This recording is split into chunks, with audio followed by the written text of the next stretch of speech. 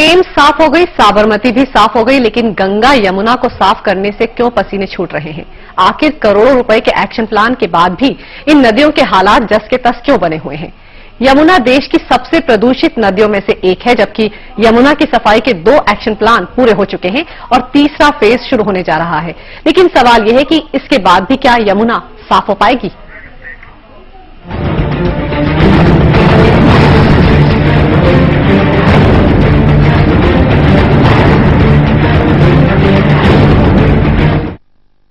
उत्तरी से लेकर इलाहाबाद तक बहती 1376 किलोमीटर लंबी नदी का सबसे दर्द भरा सफर दिल्ली से होकर गुजरता है और सबसे ज्यादा गंदगी और केमिकल भी यमुना में यहीं से गिरता है।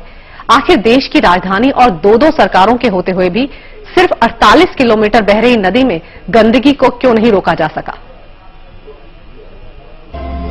वो बहती थी नदी की तरह, दिल्ली ने बनाया उसे नाला। वो फिर बन सकती है नदी, पर अब सरकारों में जज्बा नहीं। ये यमुना है जो दिल्ली में दाखिल होती है नदी के रूप में, लेकिन महानगर की 48 किलोमीटर की दूरी तय करके जब राजधानी से बाहर निकलती है तो कलकल करती नहीं, करहाती हुई, क्योंकि वो अपने साथ ले जाती है गंदगी की कई लाख टन सौगात। 1993 में पहली बार 10 साल के लिए यमुना एक्शन प्लान शुरू हुआ था, लेकिन 20 साल बाद और करीब 5000 करोड़ खर्च करने के बाद भी यमुना का जल जहर बनता गया है। साल 1998 शीला दीक्षित पहली बार बनी दिल्ली की मुख्यमंत्री। तब उन्होंने वादा किया था कि दिल्ली में यमुना नदी को इंग्लैंड की टेम्स नदी की तर्ज पर साफ सुथरा किया जाएगा, पर यह सपना ही रहा। बात को बीते 14 साल से ज्यादा बीत गए, लेकिन अब भी शीला दीक्षित यमुना सफाई को लेकर कंफ्यूज है। मेरे अभी तक वो नहीं है विश्वास के हम लोग सही रास्ते में चले। पैसा उसमें बहुत गया, लेकिन कंफ्यूजन बहुत ज्यादा पैसा गया, केंद्र का भी, सब लोगों का भी, याक का भी, जापान से भी गया। लेकिन उसका एक हमने अपनी तरफ से एक इंटरसेप्टर्स का जरूर शुरू किया, जिसमें जो पानी हमारी दिल्ली से इंटरसेप्टर्स में जाएगा वो क्लीन कंपैरेटिवली होगा। लेकिन समस्या का हल इतना आसान नहीं है। जब मुख्यमंत्री इतना पैसा जाया करने के बाद अब तक सफाई को लेकर कंफ्यूज हैं, तो इससे पहले सरकार ने जो तीसरे चरण का ऐलान किया है उसकी जवाबदेही कौन करेगा?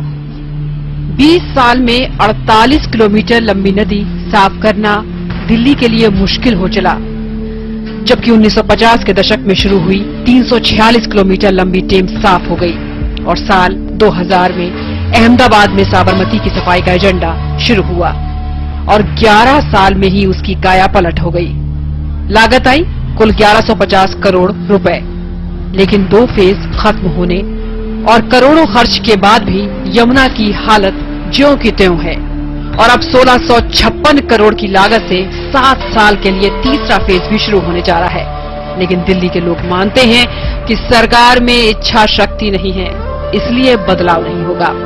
10 साल से यही सुनते आ रहे हैं कि जमुना क्लीन करेंगे, जमुना पैसा आते हैं 2 दिन अपने वो डंपर लेके अपने 10-20 ट्रक अपने भर के अपने कूड़े के चले जाते हैं, उसके बाद फिर वैसे का वैसा हो जाता है। उसके बाद 2 दिन बाद फिर छुट्टी हो जाती है। जमुना का जो हाल देखते हैं हमें खुद दुख होता है। पहले हम लोग जब जमुना पे आते थे तो बहुत अच्छा वातावरण या बहुत अच्छा सब कुछ मिलता था, पर आज की डेट में ऐसा कुछ भी नहीं मिलता। करोड़ रुपया is gone down the drain और अभी तक कुछ नहीं हुआ है।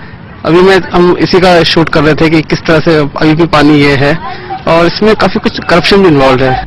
यमुना में नदी में गिरता है महानगर के 17 नालों का गंदा पानी, जिससे 1 लीटर में 36 से 99 मिलीग्राम बायोकेमिकल ऑक्सीजन डिमांड बढ़ चला है, जबकि इसे 3 मिलीग्राम प्रति लीटर होना चाहिए, जबकि फेकल कॉलीफॉर्म 500 मिलीलीटर होना चाहिए, जबकि मौजूदा समय में 17 लाख प्रति 100 मिलीलीटर तक पहुंच गई है, जिसके चलते इस समय यमुना देश की सबसे प्रदूषित नदियों में से एक हो चली है।